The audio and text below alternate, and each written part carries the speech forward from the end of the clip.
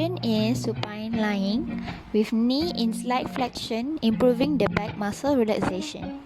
Patient's head at near the end of the bed. The bed should be on the same level as the therapist's waist. Make a cupping shape of the hand and place at the base of the skull as tugging for the traction. Gently lean back to provide traction force to the neck.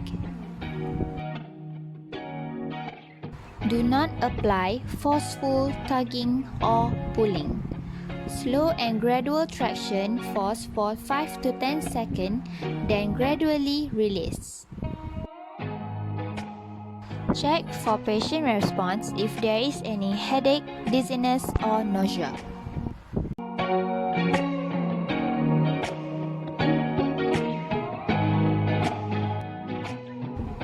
The patient's shoulder should be on the edge of the bed.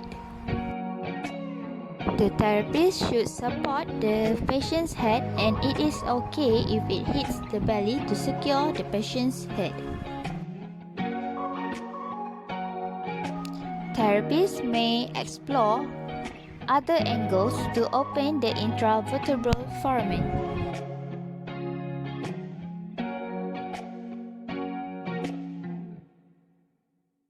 This traction may be difficult for the patient to communicate, so teach easy signs to indicate patient's comfort.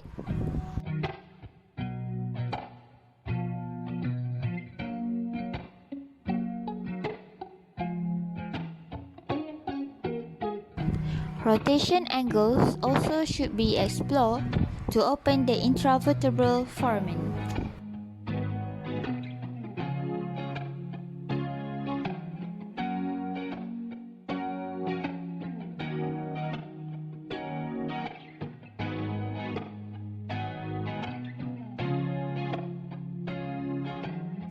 The next angle is in side flexion.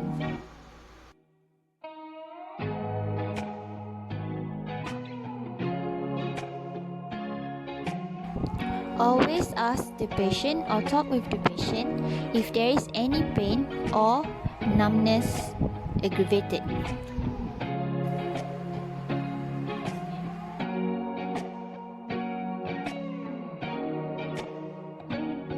The next one is a neck flexion at 15 to 20 degrees.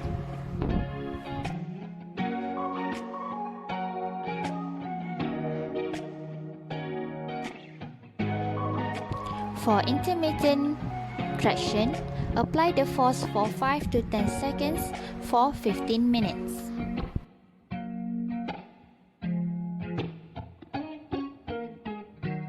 After the treatment finish, let the patient rest for relaxation and then help them to get up if they need any assistance.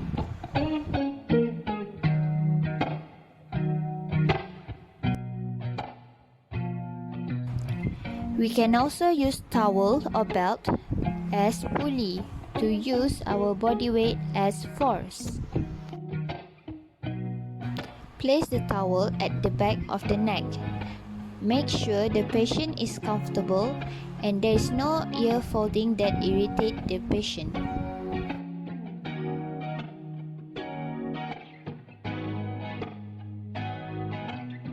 The belt or towel must be at least 2 inches wide. The towel is held securely to therapist in elbow flexion, then apply traction force. If using belt is looped around the therapist's hips using the hip thrust to apply traction. As I mentioned earlier, we as physiotherapists should monitor any patient response, such as when there's a decrease in pain and neurological signs showing that we're resolving the condition, so you can continue the traction protocol. Next, when there is an increase in central pain but reduce in peripheral pain, you can also continue the traction protocol. That's indicating the compression of the spinal nerve root is now decompressed. Next response that patient may have is decrease in central pain, however increase in peripheral pain. When this happens, the traction should stop immediately because this indicates that there's irritation to the nerve root. Next one, there might be decrease of pain but increase in neurological signs such as sensory deficits and motor weakness. You should stop immediately because this might indicate pressure to the nerve root. Next, severe cervical pain suddenly just resolved during the treatment.